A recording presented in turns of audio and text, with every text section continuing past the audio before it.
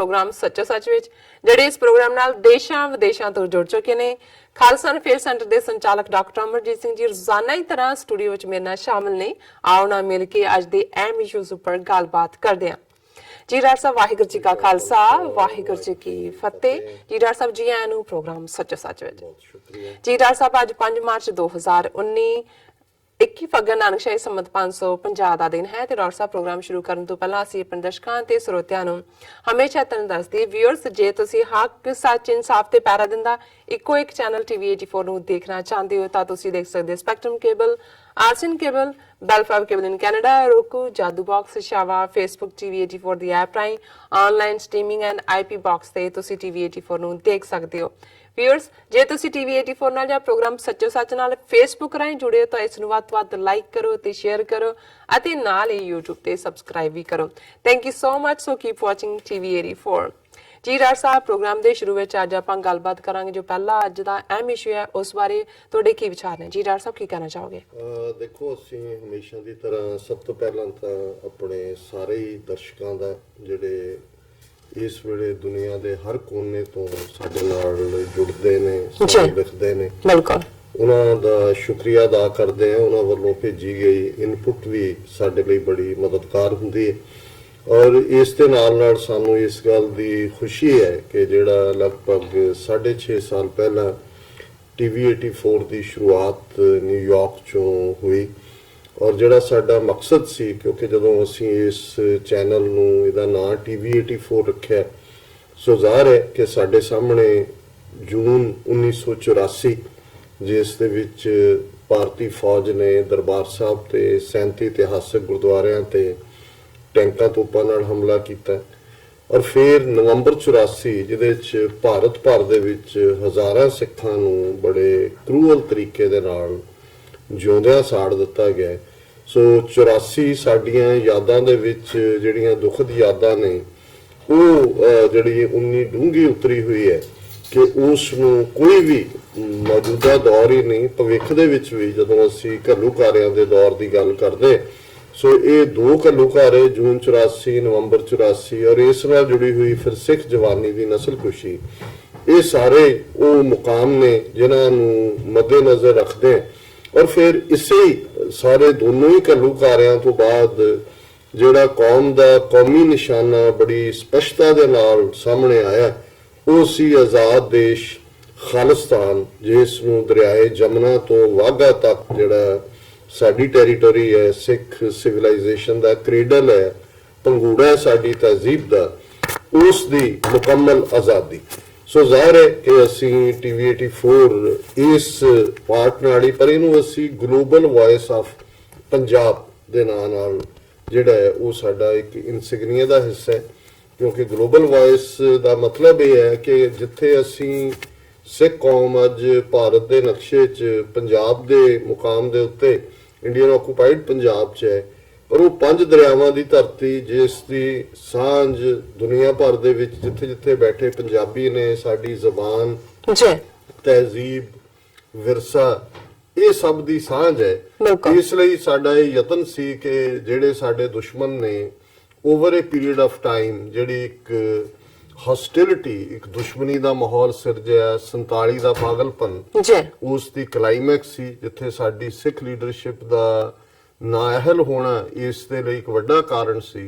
उत्थे मेजोरिटी हिंदू तवी जिन्हों अज कहंदे ने उदों असीं ब्राह्मणवादी ताकतां ही कहंदे सी ज्यादा उन्हां ने इस सारे दे विच बहुत घटिया रोल अदा कीता और साडी लीडरशिप भी और अवाम भी किसी हद तक उस ट्रैप दे विच फसे। सो ज़ाहिर है कि TV 84 दे सामने जिहड़ी साडी मिशन स्टेटमेंट दा हिस्सा भी सी जिथे असीं कौमी घर खालिस्तान दे लई अपनी कौम नूं जिहड़ा है वो तैयार करना इत्थे बैठे अमरीका दे विच इत्थों दे law maker opinion maker decision maker उन्हां नूं जिहड़ा असीं एजुकेट करना है उन्हां नाल लॉबिंग करके उन्हां दी हमायत लैनी है उत्थे एक मकसद ये भी सी कि साडे भविख दे गवांढी ਪਾਕਿਸਤਾਨ ਦੇ ਨਾਲ ਔਰ ਖਾਸ ਤੌਰ ਤੇ ਜਿੱਥੇ ਪਾਕਿਸਤਾਨ ਦੇ ਵਿੱਚ ਸਾਡੇ ਮੱਕਾ ਤੇ ਮਦੀਨਾ ਨੇ ਔਰ 174 ਤੋਂ ਜ਼ਿਆਦਾ ਇਤਿਹਾਸਕ ਗੁਰਦੁਆਰੇ ਨੇ ਬਿਲਕੁਲ ਔਰ ਜਿਸ ਮਿੱਟੀ ਦਾ ਜਿਹੜਾ ਕਣ-ਕਣ ਹੈ, ਜ਼ਰਾ-ਜ਼ਰਾ ਹੈ, ਜੀ ਉਹ ਸਾਡੇ ਲਈ ਪਾਕ ਹੈ, ਪਵਿੱਤਰ ਹੈ। ਜੀ ਉਹਨਾਂ ਦੇ ਨਾਲ ਵੀ ਜਿਹੜਾ ਇਨ ਐਸੈਂਸ ਜਿਹੜੀ ਸਾਡੀ ਰਿਲੇਸ਼ਨਸ਼ਿਪ ਹੈ, ਜਿਹੜੀ ਮਿਸਟਿਕ ਦੁਨੀਆ ਦੇ ਵਿੱਚ ਗੁਰੂ ਨਾਨਕ ਸਾਹਿਬ ਦੇ ਸਮੇਂ ਤੋਂ ਹੀ ਸਥਾਪਿਤ ਹੋ ਜਾਂਦੀ ਹੈ, ਉਸ ਨੂੰ ਰਿਵਾਈਵ ਕਰਨਾ। ਮੈਂ ਰਿਵਾਈਵ ਇਸ ਲਈ ਕਹਿੰਦਾ ਕਿ ਇਹ ਜਿਹੜੇ ਸਾਡਾ ਮੌਜੂਦਾ ਦੁਸ਼ਮਣ ਆਇਆ ਇਹਨੇ 70-72 ਸਾਲ ਦੇ ਵਿੱਚ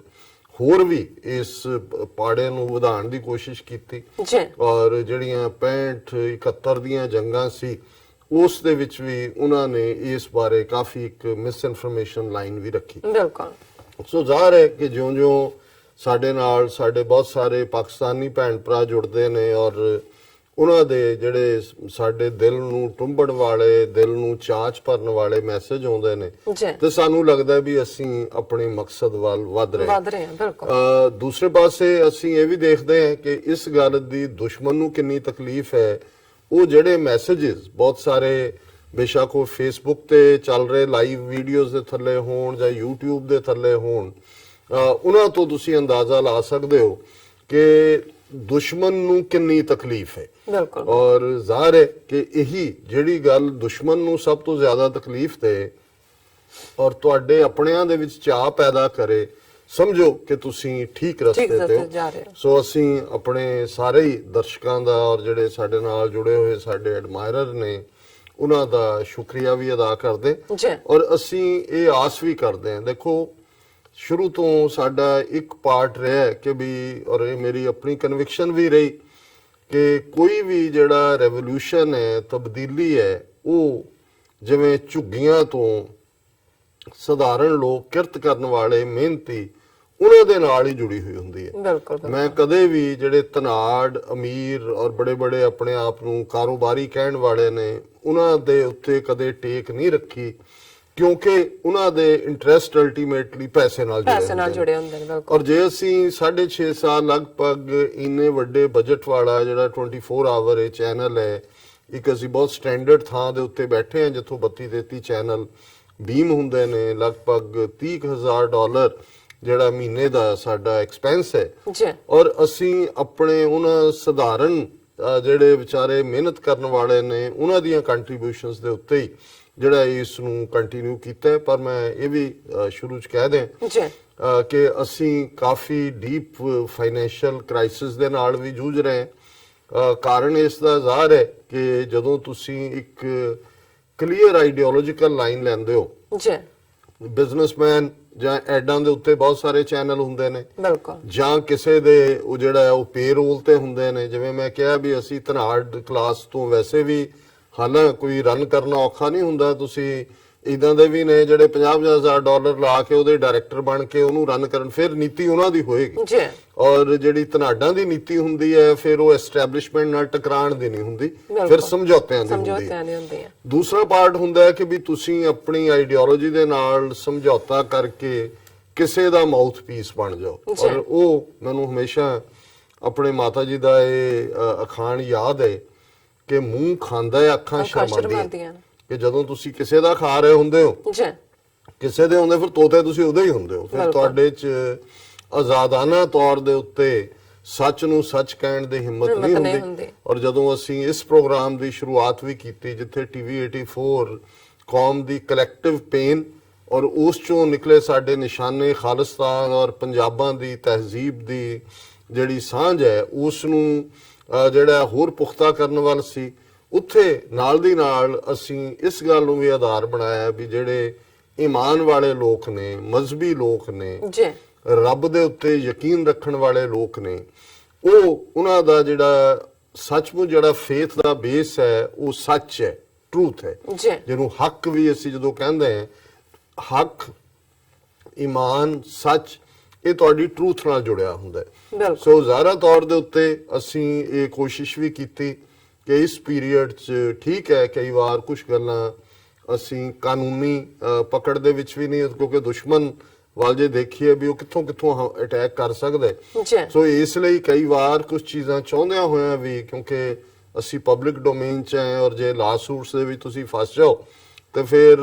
ਜਿਹੜਾ ਹੈ ਉਸ ਚੋਂ ਤੁਸੀਂ ਨਿਕਲ ਨਹੀਂ ਸਕਦੇ। ਸੋ ਮੈਂ ਇਹ ਇੱਕ ਜ਼ੋਰਦਾਰ ਅਪੀਲ ਵੀ ਕਰਾਂਗਾ ਆਪਣੇ ਕਾਮਨ ਸਾਡੇ TV 84 ਦੇ ਵਿਊਅਰਸ ਨੂੰ ਵੀ, ਜਿਹੜੇ ਪਾਕਿਸਤਾਨ ਚੋਂ ਜਾਂ ਭਾਰਤੀ ਕਬਜ਼ੇ ਵਾਲੇ ਪੰਜਾਬ ਚੋਂ ਜਾਂ ਰੈਸਟ ਆਫ ਇੰਡੀਆ ਚੋਂ ਦੇਖਦੇ ਨੇ, ਉਹਨਾਂ ਚੋਂ ਕਈ ਪੁੱਛਦੇ ਵੀ ਨੇ ਜਿਹੜੇ ਕਿ ਵੀ ਅਸੀਂ ਕਿਵੇਂ ਤੁਹਾਡੇ ਤੱਕ ਪਹੁੰਚ ਗਏ। ਅਸੀਂ ਉਹਨਾਂ ਨੂੰ, ਕਿਉਂਕਿ ਵੈਸੇ ਵੀ ਉਹਨਾਂ ਦੀ ਵਿੱਤ ਤੋਂ ਬਾਹਰ ਹੈ, ਉਹਨਾਂ ਦੇ ਲਈ ਕੋਈ ਪ੍ਰੋਬਲਮਸ ਵੀ ਕ੍ਰੀਏਟ ਹੋ ਸਕਦੀਆਂ, ਸੋ ਅਸੀਂ ਨਹੀਂ ਚਾਹੁੰਦੇ ਕਿ ਵੀ ਉਹ ਕਿਸੇ ਵੀ ਮੁਸ਼ਕਲ 'ਚ ਜਾਂ ਮੁਸੀਬਤ 'ਚ ਆਉਣ। ਇਹੀ ਕਾਰਨ ਹੈ ਕਈ ਵਾਰੀ ਸਾਡੇ ਕੁਝ ਪਾਕਿਸਤਾਨੀ ਵੀਰ ਪੁੱਛਣਗੇ ਕਿ ਕਮੈਂਟ ਜਿਹੜੇ ਨੇ ਬਹੁਤੇ ਪਾਕਿਸਤਾਨੀਆਂ ਦੇ ਹੁੰਦੇ ਨੇ, ਵੀ ਸਿੱਖਾਂ ਦੇ ਨਹੀਂ ਹੁੰਦੇ। ਸੋ ਮੇਰਾ ਇਹ ਕਹਿਣਾ ਹੁੰਦਾ ਹੈ ਕਿ ਵੀ ਉਹ ਸਾਡੇ ਨਾਲ ਪਰਸਨਲੀ ਜਾਂ ਪਰਸਨਲ ਈਮੇਲ ਰਾਹੀਂ ਤਾਂ ਜੁੜਦੇ ਨੇ, ਪਰ ਉਹਨਾਂ ਨੂੰ ਵੀ ਪਤਾ ਹੈ ਕਿ ਵੀ ਉਹ ਮੋਨੀਟਰ ਹੋ ਰਹੇ ਹੁੰਦੇ ਨੇ, ਤਾਂ ਫੇਸਬੁੱਕ ਜਾਂ ਦੂਸਰੇ ਤੇ ਉਹ ਐਕਸਪ੍ਰੈਸ ਕਰਦੇ ਨੇ ਆਪਣੇ ਆਪ ਨੂੰ ਜਿਹੜਾ।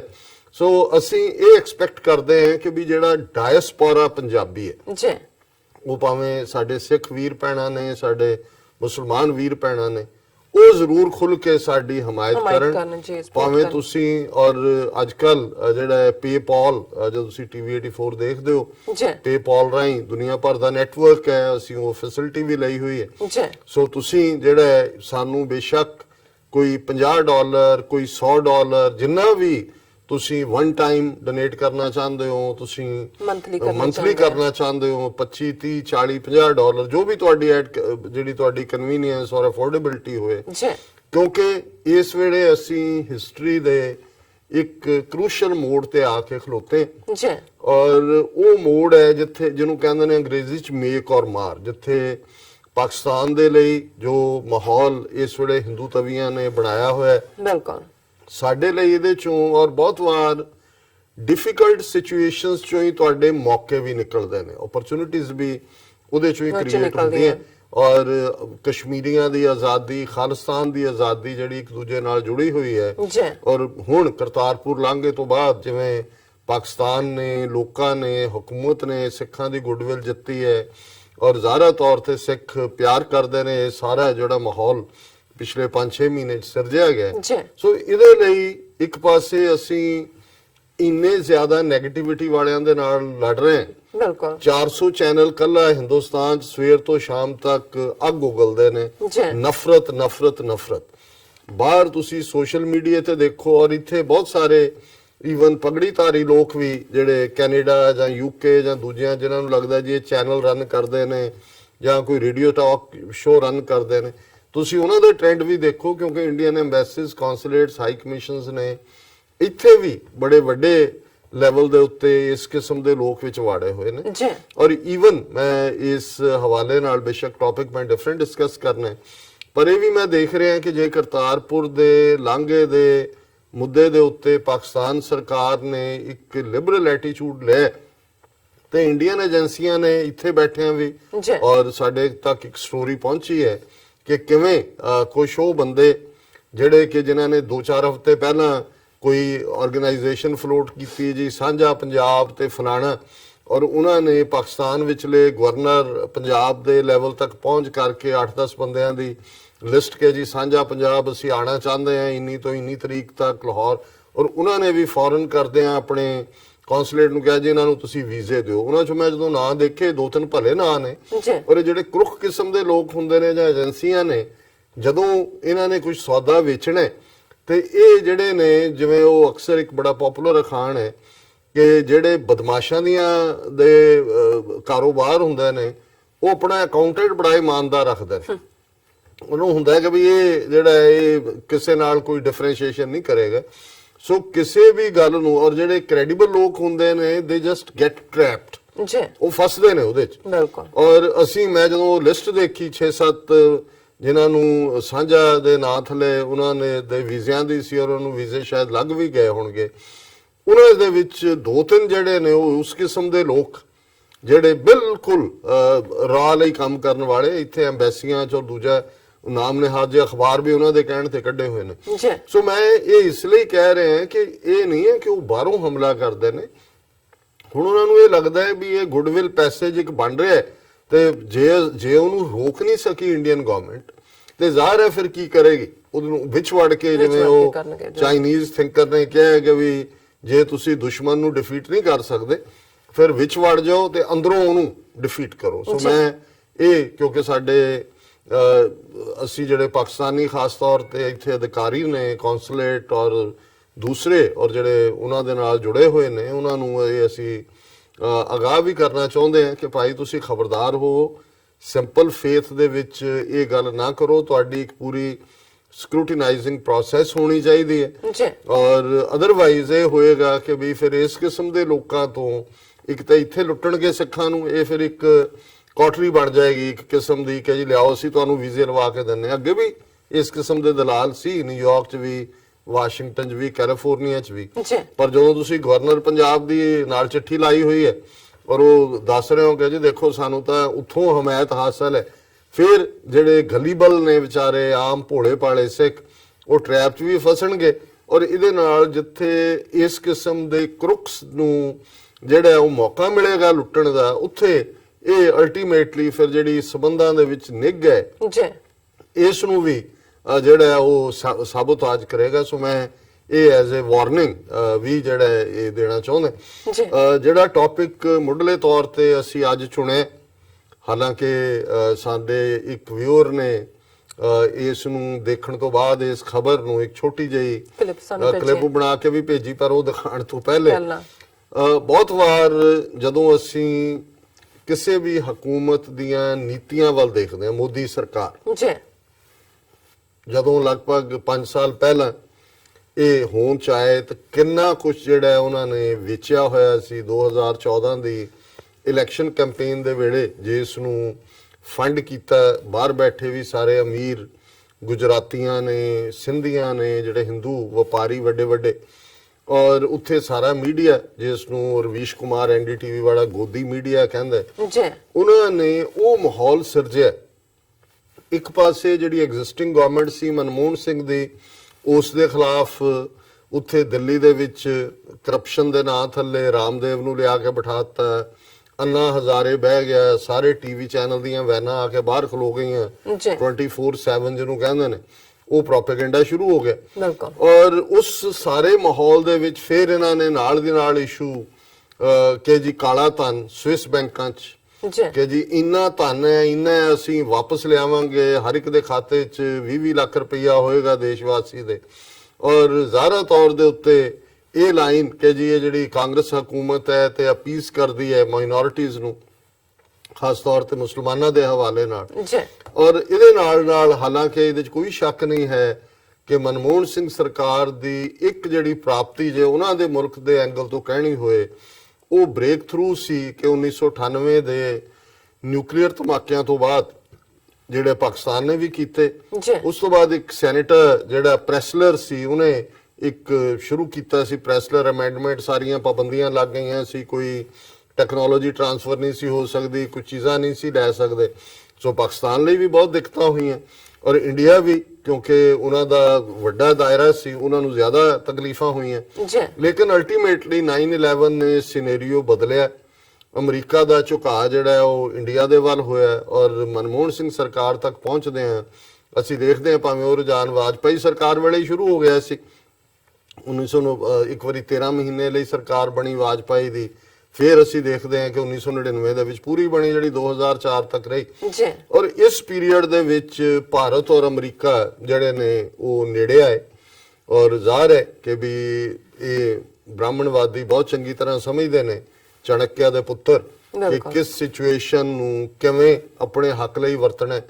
ਅਸੀਂ ਦੋਵੇਂ ਕੌਮਾਂ ਸਿੱਖ ਔਰ ਮੁਸਲਮਾਨ, ਅਸੀਂ ਤਾਂ ਕਈ ਵਾਰੀ ਝੋਲੀ ਜਾ ਕੇ ਸਾਡੇ ਕੋਈ ਓਪਰਚੁਨਿਟੀ ਡਿੱਗ ਪਏ ਤੇ ਉਹਨੂੰ ਵੀ ਅਸੀਂ ਥਾਪੀ ਦੇ ਕੇ ਚੱਲ ਚੱਲ ਕਾਕਾ ਸੈਰ ਕਰਕੇ ਆ, ਉਹ ਵੀ ਨਹੀਂ ਲੱਗਦਾ ਵੀ ਸਾਡੀ ਝੋਲੀ 'ਚ ਡਿੱਗੀ ਹੈ। ਸੋ ਇਸ ਮਾਮਲੇ 'ਚ ਇਹ ਬ੍ਰਾਹਮਣਵਾਦੀਆਂ ਨੂੰ ਦਾਦ ਦੇਣੀ ਬਣਦੀ ਹੈ ਕਿ ਉਹ ਕਿਵੇਂ ਐਡਵਰਸ ਸਿਚੁਏਸ਼ਨ ਦੇ ਵਿੱਚ ਵੀ ਜਿਹੜਾ ਉਹ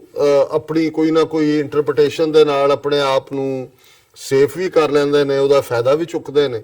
ਔਰ ਇਹਦੇ ਬਾਵਜੂਦ ਕਿ ਭਾਰਤ ਸੋਵੀਅਤ ਯੂਨੀਅਨ ਦੇ ਬਲੌਕ 'ਚ ਸੀ ਥਰੂ ਆਊਟ 47 ਤੋਂ ਬਾਅਦ, ਔਰ ਇਹ ਗੱਲ ਅਕਸਰ ਮੈਂ ਅਮਰੀਕਨ ਲਾਅ ਮੇਕਰਸ ਨੂੰ ਜਦੋਂ ਵੀ ਕਦੇ ਪ੍ਰੈਜੈਂਟੇਸ਼ਨ ਦਾ ਮੌਕਾ ਬਣਿਆ ਮੈਂ ਇਹ ਗੱਲ ਕਹੀ ਵੀ ਜਿਹੜਾ ਇੰਡੀਆ ਤੁਸੀਂ ਇਹ ਕਹਿ ਕੇ ਕਿ ਜੀ ਵੀ ਆਰ ਦਾ, ਔਰ ਇੰਡੀਅਨ ਜ਼ਿਆਦਾ ਕਹਿੰਦੇ ਨੇ ਜੀ you are the greatest democracy, we are the largest democracy. ਜੀ ਕਦੇ ਇਹਨਾਂ ਦਾ ਰਿਕਾਰਡ ਹੀ ਚੈੱਕ ਕਰ ਲਓ ਯੂਐਨ ਦੇ ਵਿੱਚ 47 ਤੋਂ ਲੈ ਕੇ 1990-91 ਤੱਕ ਜਦੋਂ ਸੋਵੀਅਤ ਯੂਨੀਅਨ ਟੁੱਟਿਆ 15 ਹਿੱਸਿਆਂ 'ਚ, ਜੀ ਕਿ India has voted more times against United States than Soviet Union itself. ਹਾਲਾਂਕਿ ਕਹਿਣ ਨੂੰ ਨਾਨ ਅਲਾਈਨਮੈਂਟ ਬਣਾਈ ਹੋਈ ਸੀ, ਨਾਨ ਅਲਾਈਨਮੈਂਟ ਮੂਵਮੈਂਟ ਜੀ, ਅਸੀਂ ਗੁੱਟ ਨਿਰਪੇਖ, ਅਸੀਂ ਕਿਸੇ ਗਰੁੱਪ ਦਾ ਹਿੱਸਾ ਨਹੀਂ, ਜੀ ਲੇਕਿਨ ਇਹ ਜਿਵੇਂ ਅਸੀਂ ਅਕਸਰ ਇਹ ਕਹਿੰਦੇ ਹਾਂ ਵੀ ਇਨ ਦਾ ਐਂਡ, ਜਿਹਨੂੰ ਇਹ ਕਹਿੰਦੇ ਨੇ ਕਿ ਵੀ ਦੇਰ ਆਰ ਨੋ ਪਰਮਾਨੈਂਟ ਫਰੈਂਡਸ ਔਰ ਫੋਜ਼, ਪਰਮਾਨੈਂਟ ਓਨਲੀ ਆਰ ਇੰਟਰਸਟ, ਕਿ ਕੋਈ ਪੱਕਾ ਦੋਸਤ ਜਾਂ ਦੁਸ਼ਮਣ ਨਹੀਂ ਹੁੰਦਾ, ਜੀ ਪੱਕੇ ਤਾਂ ਹਿੱਤ ਹੁੰਦੇ ਨੇ। ਪੱਕੇ ਹਿੱਤਾਂ ਦਾ। ਸੋ ਜ਼ਾਹਰ ਹੈ ਕਿ ਵਪਾਰੀ ਜਿਹੜਾ ਅਮਰੀਕਾ ਹੈ ਔਰ ਇਹ ਭਾਰਤੀ ਜਿਹੜੇ ਨੇ, ਇਹਨਾਂ ਨੂੰ ਇਹ ਸੂਟ ਕਰਦਾ ਸੀ 9/11 ਤੋਂ ਬਾਅਦ। ਫਿਰ ਜਿਹੜੀ ਕਾਮਨ ਗਰਾਊਂਡ ਇਹਨਾਂ ਦੇ ਲਈ ਆਈ, ਜਿਹਦੇ 'ਚ ਮੈਂ ਸਮਝਦਾ ਵੀ ਇਜ਼ਰਾਈਲ ਲੌਬੀ ਨੇ ਇੱਕ ਵੱਡਾ ਰੋਲ ਅਦਾ ਕੀਤਾ, ਉਹ ਸੀ ਨਫ਼ਰਤ ਮੁਸਲਮਾਨਾਂ ਦੇ ਖਿਲਾਫ। ਜੀ ਸੋ ਜ਼ਾਹਰ ਹੈ 1990-91 ਤੱਕ ਮੁਸਲਮਾਨਾਂ ਨੂੰ ਜਿਹੜਾ ਮੁਜਾਹਿਦੀਨ, ਹੋਲੀ ਵਾਰੀਅਰ, ਜਿਹੜਾ ਸਾਰਾ ਕਨਸੈਪਟ ਜਿਹਾਦ ਦਾ, ਔਰ ਜਿਵੇਂ ਪਾਕਿਸਤਾਨ 'ਚ ਬੇਸ ਬਣਾ ਕੇ CIA ਨੇ ਦੁਨੀਆ ਭਰ ਦੇ ਮੁਸਲਮਾਨਾਂ ਨੂੰ ਟ੍ਰੇਨਿੰਗ ਦੇ ਕੇ ਅਫਗਾਨਿਸਤਾਨ ਦੇ ਵਿੱਚ ਪੜ੍ਹਾਇਆ, ਜੀ ਉਹ ਇਹਨਾਂ ਦਾ ਹੀ ਕਨਸੈਪਟ। ਪਰ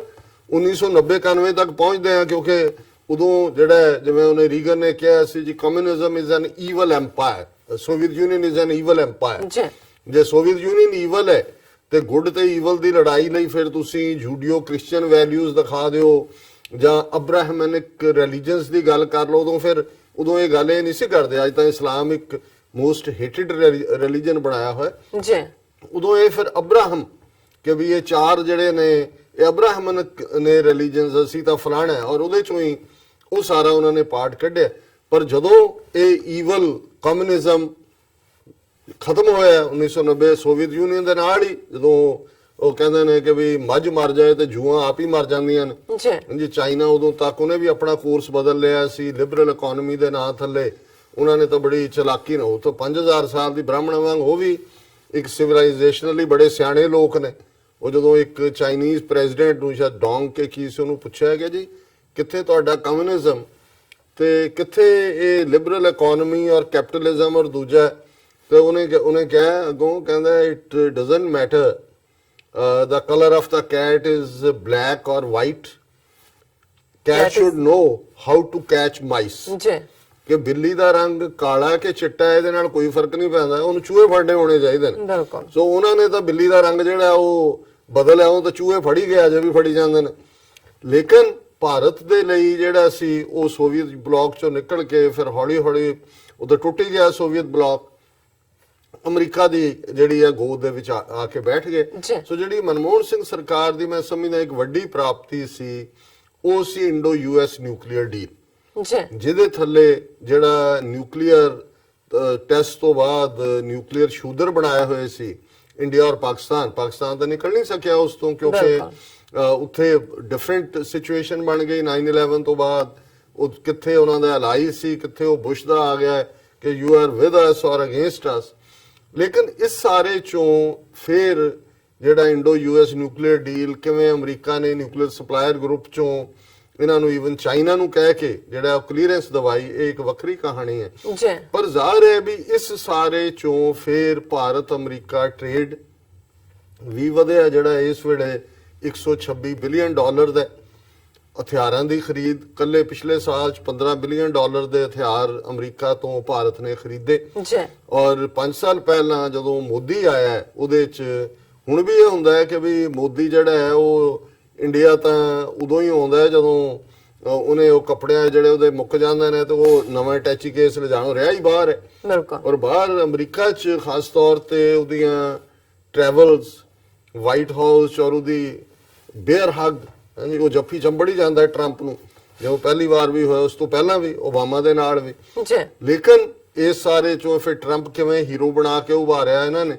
ਹਾਂਜੀ। ਉਹ ਵੀ ਕਹੇ ਆਈ ਲਾਈਕ ਹਿੰਦੂ, ਪੈਸੇ ਵੀ ਇਕੱਠੇ ਕਰਕੇ ਦਿੱਤੇ ਮਿਲੀਅਨ। ਇੱਥੇ ਹਿੰਦੂ ਫੈਡਰੇਸ਼ਨ ਨੇ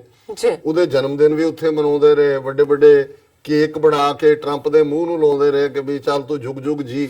ਨਾਲ ਕਹਿਣ ਕਿ ਵੀ, ਕਿਉਂਕਿ ਉਹਦੇ ਚ ਵੀ ਉਹਨਾਂ ਨੂੰ ਸਭ ਤੋਂ ਵੱਡਾ ਫੈਕਟਰ ਸੀ ਟਰੰਪ ਦੀ ਇਸਲਾਮਿਕ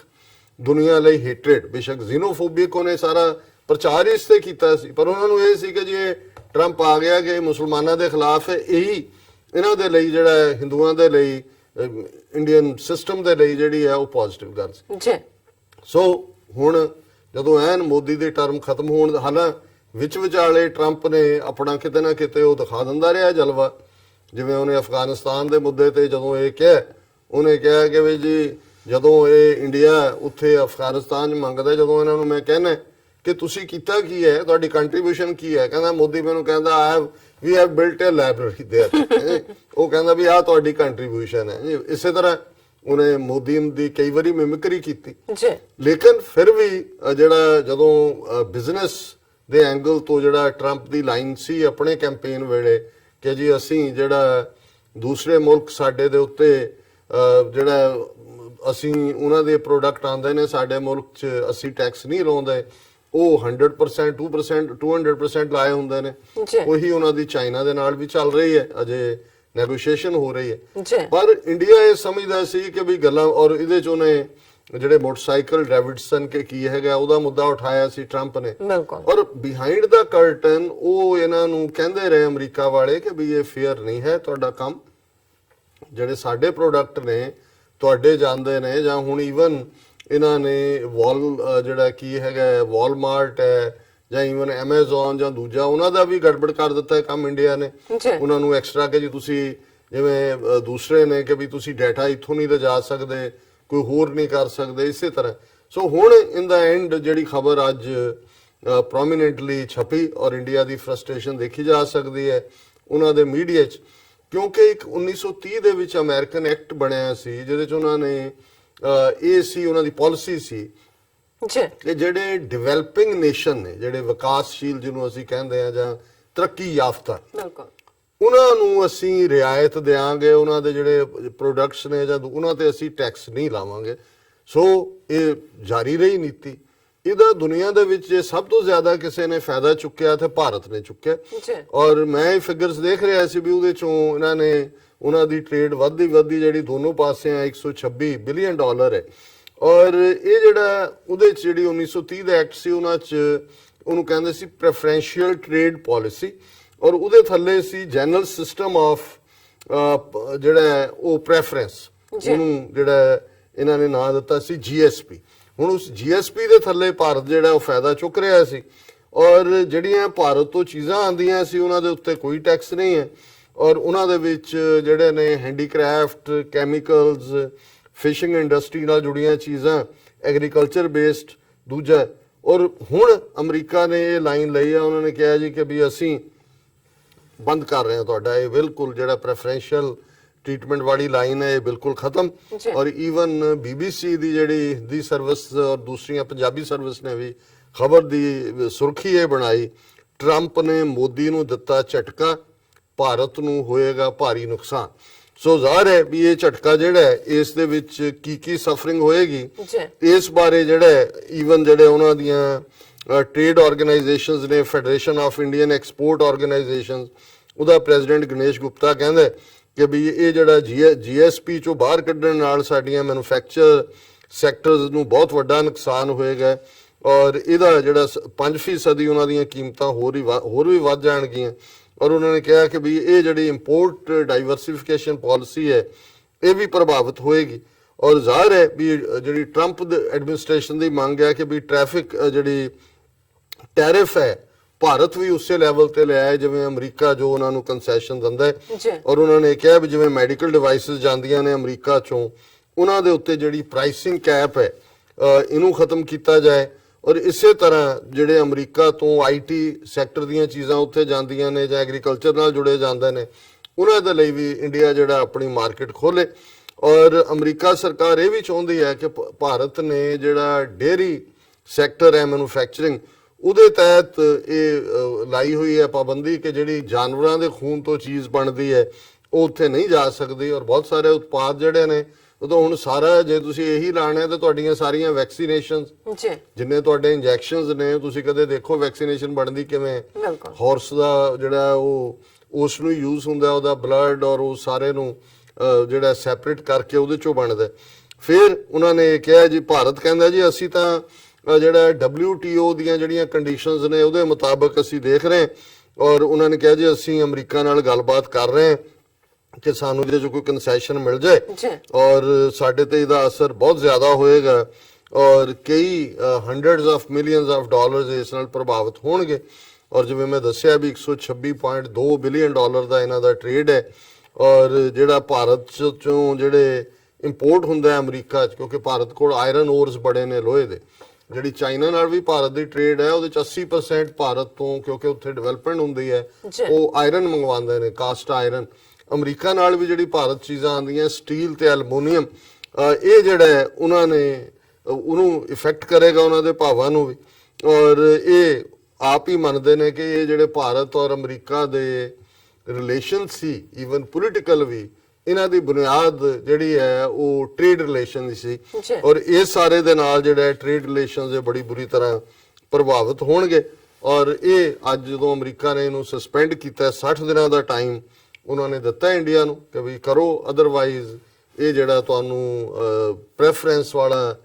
ਸਿਸਟਮ ਹੈ ਜਿਹਦੇ 'ਚ ਤੁਹਾਨੂੰ ਬਹੁਤ ਪ੍ਰਾਇੋਰਟੀ, ਤੁਸੀਂ 1930 ਤੋਂ ਆਲਮੋਸਟ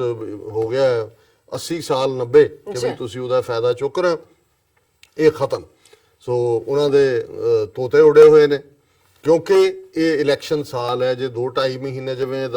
ਪ੍ਰਭਾਵ ਇਹ ਦੇ ਰਹੇ ਸੀ ਜਿਵੇਂ ਦੁਨੀਆ ਦੇ ਵਿੱਚ ਸਾਰਿਆਂ ਦਾ ਹੀ ਮੋਦੀ ਜਿਹੜਾ ਸਭ ਦਾ ਯਾਰ ਹੈ ਔਰ ਅਮਰੀਕਾ ਸਾਨੂੰ ਉਹਨੇ ਕਿੱਥੇ ਪਹੁੰਚਾ ਦਿੱਤਾ ਹੈ। ਸੋ ਹੁਣ ਜਿਵੇਂ ਸਾਡੇ ਇੱਕ ਵਿਊਅਰ ਨੇ ਸਾਨੂੰ ਇੱਕ ਨਿੱਕੀ ਜਿਹੀ 2 ਮਿੰਟ ਦੀ ਕਲਿੱਪ ਬਣਾ ਕੇ ਭੇਜੀ। ਅਸੀਂ ਵੈਸੇ ਹੈਡਲਾਈਨ ਵੀ ਬਣਾਈ। ਪੰਜਾਬੀ ਦਾ ਇੱਕ ਬੜਾ ਮਸ਼ਹੂਰ ਸਿੰਗਰ ਜਿਹੜਾ ਲਾਲ ਚੰਦ ਯਮਲਾ ਜੱਟ ਜਿਹਨੂੰ ਕਹਿੰਦੇ ਸੀ ਔਰ 47 ਤੋਂ ਪਹਿਲਾਂ ਲਹਿੰਦੇ ਪੰਜਾਬ ਨਾਲ ਹੀ ਉਹਨਾਂ ਦਾ ਸੰਬੰਧ ਸੀ ਔਰ ਬੜਾ ਪਪੂਲਰ ਤੂੰਬੀ ਦੇ ਨਾਲ ਸਾਦੇ ਅੰਦਾਜ਼ 'ਚ ਗਾਉਣ ਦਾ ਅੰਦਾਜ਼ ਸੀ। ਸੋ ਜਦੋਂ ਉਹਨਾਂ ਨੇ ਭੇਜਿਆ ਮੈਨੂੰ ਵੀ ਪਸੰਦ ਆਇਆ। ਮੈਂ ਕਿਹਾ ਹੁਣ ਮੋਦੀ ਤਾਂ ਉੱਥੇ ਬੈਠਾ ਅਮਰੀਕਾ ਵੱਲ ਮੂੰਹ ਕਰਕੇ ਇਹੀ ਕਹੇਗਾ, ਦੱਸ ਮੈਂ ਆਪਣੇ ਲੋਕਾਂ ਨੂੰ ਕੀ ਦੱਸਾਂ ਕਿ ਵੀ ਤੇਰੇ ਨਾਲ ਇਸ਼ਕ ਵੀ ਕੀਤਾ ਤੇ ਕੀ ਖੱਟ ਲਿਆ। ਸੋ ਮੈਂ ਇਸ ਸੈਗਮੈਂਟ ਨੂੰ ਐਂਡ ਵੀ ਕਰਦਾ ਤੇ ਆਪਣੀ ਟੈਕਨੀਕਲ ਟੀਮ ਨੂੰ ਕਹਾਂਗਾ ਕਿ ਵੀ ਜ਼ਰਾ ਥੋੜਾ ਜਿਹਾ ਲਾਈਟਰ ਸਾਈਡ ਦੇ ਉੱਤੇ ਵੀ ਦੱਸ ਦੇਣ ਕਿ ਇਹ ਜਿਹੜਾ ਵਨ ਸਾਈਡਡ ਇਸ਼ਕ ਹੁੰਦਾ ਹੈ ਉਹਦਾ ਫਿਰ ਹਸ਼ਰ ਕੀ ਹੁੰਦਾ। ਬਿਲਕੁਲ।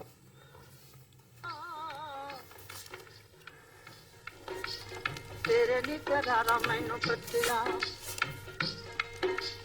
ਤੇਰੇ ਨੀ ਕਰਾਰਾ ਮੈਨੂੰ ਪੱਟਿਆ, ਦੱਸ ਮੈਂ ਕੀ ਪਿਆਰ ਵਿੱਚੋਂ ਖੱਟਿਆ, ਤੇਰੇ ਨੀ ਕਰਾਰਾ ਮੈਨੂੰ ਪੱਟਿਆ। ਇਸ਼ਕ ਵਾਲੇ ਪਾਸੇ ਦੀਆਂ ਨਰਦਾਂ ਖਲਾਰ ਕੇ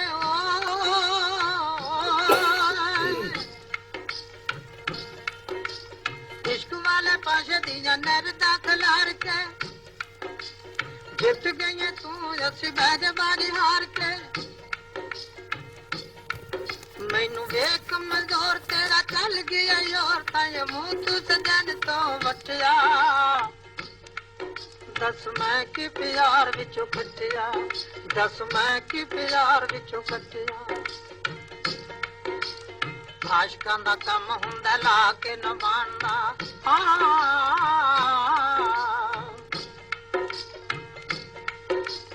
ਜਿਹੜਾ ਜਾਵੇ ਛੱਡ ਉਹਨੂੰ ਮੇਨਾ ਹੀ ਜਹਾਨ ਦਾ। ਨੀ ਤੂੰ ਰੋਸ਼ਨੀ ਵਖਾ ਕੇ ਮੈਨੂੰ ਦੁੱਖਾਂ ਵਿੱਚ ਪਾ ਕੇ ਨਾਲ ਲਊ ਤੂੰ ਸਰੀਰ ਵਿੱਚੋਂ ਚੱਟਿਆ, ਦੱਸ ਮੈਂ ਕੀ ਪਿਆਰ ਵਿੱਚੋਂ ਕੱਟਿਆ,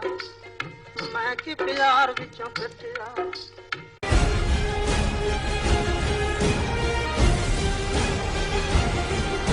ਕੀ ਤੁਸੀਂ ਆਪਣੇ ਟੈਕਸਿਸ ਨੂੰ ਲੈ ਕੇ ਚਿੰਤਤ ਹੋ? ਤੁਸੀਂ ਆਪਣੀ ਕਮਾਈ ਲਈ ਮਿਹਨਤ ਕਰਦੇ ਹੋ, ਭਾਵੇਂ ਤੁਸੀਂ ਨੌਕਰੀ ਵਿੱਚ ਹੋਵੋ ਜਾਂ ਆਪਣਾ ਬਿਜ਼ਨਸ ਚਲਾਉਂਦੇ ਹੋ। ਜਦੋਂ ਟੈਕਸ ਭਰਨ ਦਾ ਸਮਾਂ ਆਉਂਦਾ ਤਾਂ ਤੁਹਾਨੂੰ ਇੱਕ ਭਰੋਸੇਯੋਗ ਟੈਕਸ ਅਕਾਊਂਟੈਂਟ ਦੀ ਲੋੜ ਹੈ।